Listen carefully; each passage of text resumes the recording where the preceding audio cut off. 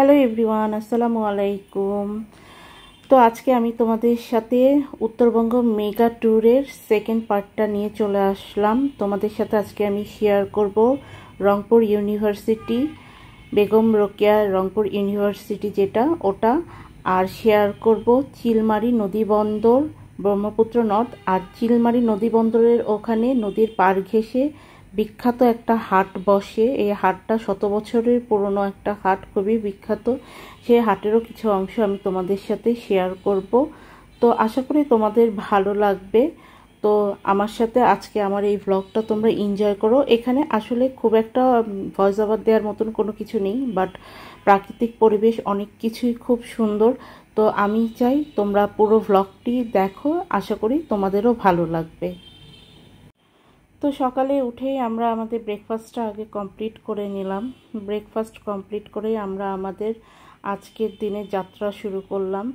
তো আমরা আজকে যাব চিলমারি নদী বন্দরে। তো যাওয়ার পথেই রংপুর ইউনিভার্সিটি, যেটা বেগম রোকেয়া ইউনিভার্সিটি নামেও পরিচিত, এই বেগম রোকেয়া ইউনিভার্সিটিতে আমরা আজকে গেলাম। একটু ভাবলাম যে দেখেই যাই, কারণ আসলাম যেহেতু রংপুরে ইউনিভার্সিটিটাও দেখে যাই। তোমাদের সাথেও শেয়ার করার জন্য কিছু ক্লিপ আমি নিয়েছি। অনেক সুন্দর, অনেক গাছ গোছালি আছে। আর ইউনিভার্সিটি যেহেতু ক্লাস অফ ছিল, মানে ছুটি চলছিল, আসলে আমরা যেই সময় গিয়েছিলাম এই সময়টা ছুটি চলছিল। তো এই জন্য কোনো স্টুডেন্ট তেমন একটা দেখা যাচ্ছে না, ফাঁকাই ছিল। তো ভালো লাগছিল, কারণ হচ্ছে চারিদিকে অনেক গাছ গোছালি, ফুলের গাছ, তারপরে এমনি গাছ, ভালো লাগছিল আমার কাছে খুবই। তো আমি তোমাদের সাথে একটু শেয়ার করলাম, আশা করি তোমাদেরও ভালো লাগবে। তবে কেন জানি এখানে প্রচুর কাঠপিঁপড়া ছিল। আমরা ওই যে একটা পিঁপড়া আছে না, যেটা একটু বড় সাইজের, কালো কালার বা লাল কালারও অনেক সময় হয়, কামড়ালে একদম মৌমাছির মতন ফুলে যায় জলে, ওই পিঁপড়াটাকে আমার বাবার বাড়ির এলাকায় আমরা কাঠপিঁপড়া বলি। আমি জানি না কে কোথা থেকে আমার ভিডিও দেখছো, তোমরা কি বলো। বাট যাই হোক, প্রচুর কাঠপিঁপড়া, মানে একটু নেমে যে দাঁড়ায় ঘুরে ফিরে দেখবো সেটা আর ঘুরতে পারিনি। আর আমার আসলে আমি জানি না কখনো শেয়ার করা হয়েছে কিনা আমার কোনো ব্লগে, আমার কিন্তু পিঁপড়াতে অ্যালার্জি আছে। মানে পিঁপড়া কামড়ালে আমার অবস্থা খুবই খারাপ হয়ে যায়, মানে মারাত্মক একটা ব্যাপার। ছোট একটা পিঁপড়া কামড়ালে মানে মানুষের যে এত অবস্থা খারাপ হয় সেটা আমাকে না দেখলে বোঝা যাবে না। তো আমি খুবই ভয় পাই। সো আমার হাজব্যান্ড আর কি বললো যে এখানে যেহেতু অনেক পিঁপড়া, তো এখানে নেমে বসার বা ঘোরার কোনো প্রয়োজন নেই, চলো আমরা এখান থেকে আমরা আমাদের মানে রওনা দিই আর কি। এখানে আর স্টে করার দরকার নেই, কারণ প্রচুর প্রচুর প্রচুর পিঁপড়া ছিল। আমি জানি না কেন এত পিঁপড়া ছিল, কিন্তু আমি অনেক পিঁপড়া পেয়েছি বা দেখেছি। সো ভয়ে আর কি উঠেছি। আমি গাড়িতে ওঠার পরও খুব ভয় পাচ্ছিলাম যে কাপড়টা পরে, কারণ আমি আজকে আবার একটু আনারকালি টাইপের ড্রেস পরেছিলাম। সো আনারকালি ড্রেস তো তোমরা জানোই অনেক ঘেরালা বড় হয়। আমি ভাবছিলাম যে কাপড়ের সাথে আবার লেগে টেগে থাকলে, পরে গাড়ির মধ্যে থাকলে দেখা যায় তাকে খুঁজেও পাবো না, অথচ সে থেকে থেকেই কামড় বসায় দিবে। তো এই আর কি, এইসব চিন্তা ভাবনা করতে করতে রওনা দিয়ে ফেললাম। তো এই যে দেখো কি সুন্দর প্রাকৃতিক মনোরম পরিবেশ। এই যে তিস্তা সেতুর মানে সামনে দিয়ে গেলেই হচ্ছে ডান হাতে হচ্ছে ঢুকলেই তিস্তা সেতু, যেটা আমি গতকালকের এপিসোডে তোমাদের সাথে শেয়ার করেছি। যারা দেখেছো তারা তো দেখেছো, যারা দেখোনি তাদেরকে বলবো আমার উত্তরবঙ্গ মেগা ট্যুরের পার্ট 1 সিরিজটা তোমরা দেখতে পারো, তাহলে ওখানে তিস্তা ব্যারেজ আমি তোমাদের সাথে শেয়ার করেছি, তোমরা ওখান থেকে দেখে নিতে পারবে। তো এই ব্রিজটা দেখে আমাদের খুব সুন্দর লাগছিল। আমরা আবার একটু এখানে নামলাম, কিছু ফটো ক্লিক করলাম, আর ভালো লাগছিল দেখে, এই জন্যই। তো এই যে এই রাস্তার এই দিক দিয়ে আমরা এখন হচ্ছে চিলমারির হচ্ছে মানে কুড়িগ্রামে যাব আর কি, চিলমারির নদী বন্দর, ব্রহ্মপুত্র নদ দেখার জন্য। তো ওই জায়গাটা খুবই ন্যারো ছিল এবং একটা বাজার ছিল, বিধায় প্রচুর গাড়ির রাশ ছিল। ওখানটাতে আমাদের অনেকটাই টাইম লেগে গিয়েছে। তারপরও যাই হোক, আল্লাহ তাআলার কাছে অশেষ অশেষ শুকরিয়া যে আলহামদুলিল্লাহ সহি সালামতে বের হতে পেরেছি। কারণ ওই জায়গায় এমন একটা অবস্থা, মানে খুবই ভয় লাগছিল যে গাড়িতে ক্র্যাচ যেন না পড়ে যায়। মানে এত চিকন রাস্তা আর এতগুলো ভেসেল একসাথে একই রাস্তার মধ্যে, মানে খুবই খারাপ অবস্থা ছিল। তো যাই হোক, তারপরে রাস্তা আবার দেখো খুব সুন্দর। তো এই তো আমি তোমাদের সাথে একটু আসলে গ্রামীণ এই পরিবেশগুলো একটু বেশি করেই শেয়ার করি, কারণ আমার কাছে কেন জানি মনে হয় যে যারা শহরে থাকো, তারা যারা আমার মতন যে গ্রামের সাথে তেমন কোনো উঠা বসা যোগাযোগ নেই, তাদের কাছে তো এই পরিবেশগুলো সত্যিই খুব ভালো লাগে, দেখতে সুন্দর লাগে, চোখেরও শান্তি, মনেরও শান্তি। তো এই জন্য আর কি আমি এগুলো একটু তোমাদের সাথে বেশি করেই শেয়ার করি। এই যে দেখো লিচু, এই লিচুগুলো কিছুক্ষণ আগে আমার হাজব্যান্ড কিনেছে, তো গাড়িতে আর কি বসে খাইতে খাইতে যাব এটার জন্য। একদম মানে ওই যে দিনাজপুরের যেই লিচুটা হয়, বিখ্যাত লিচু, আমি নামটা এই মুহূর্তে আমার মনে পড়ছে না, আমি ভুলে গিয়েছি, বাট দিনাজপুরের আর কি খুব বিখ্যাত একটা লিচু আছে, এইটা হচ্ছে ওই লিচুটাই আর কি। আর সেই সাথে আমি আবার দেখলাম একটা হচ্ছে রোড সাইড একটা হচ্ছে মানে চা পুরির দোকানে এরকম গরম গরম পুরি ভাজতে ছিল, তো আমি আমার হাজব্যান্ডকে বললাম, ও আবার আমাকে কিনে এনে দিল, তো আমি এখন সেগুলোও মজা করে করে খাবো।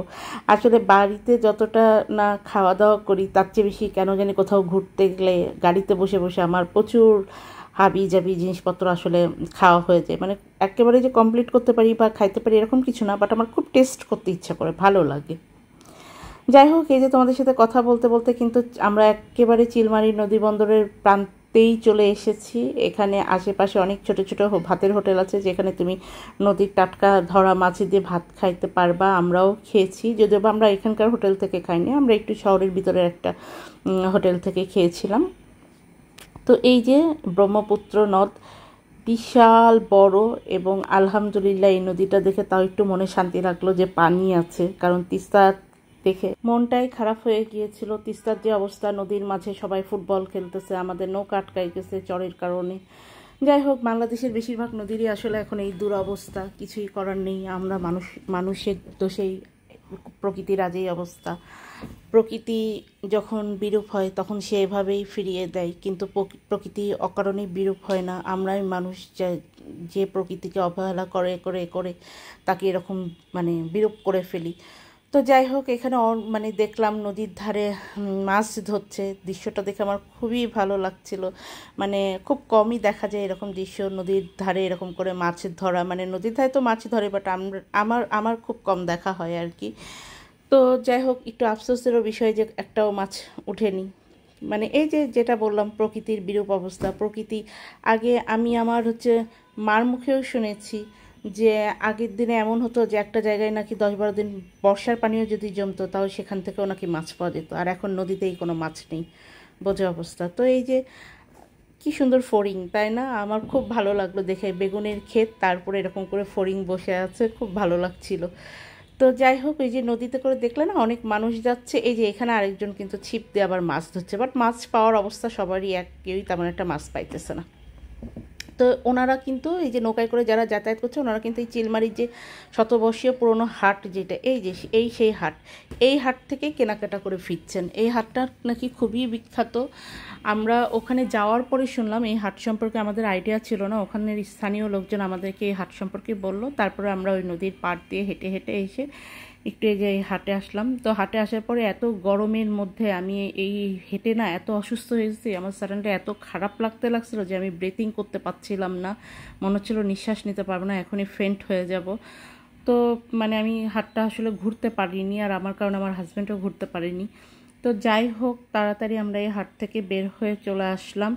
মানে আমার মনে হচ্ছিল যে আমার এত খারাপ লাগছিল, কারণ আসলে আমি খুব বেশি একটা রোদের মধ্যে অত হাঁটতে পারি না, এই রোদের মধ্যে হাঁটার কারণেই মানে খারাপটা হয়েছিল। বাট আমারও খুব ইচ্ছা ছিল হাটটা আমি খুব ভালো করে ঘুরে দেখব। তবে আর একটা জিনিস ভালো হয়েছে, হাট তেমন একটা ঘুরতে পারিনি, তাই আমাদের হোটেলে ফিরতে ফিরতে অনেক রাত হয়ে গিয়েছিল। যদি আবার হাট ঘোরা শুরু করতাম তাহলে জানি না রাত কয়টায় এসে হোটেলে পৌঁছাতাম।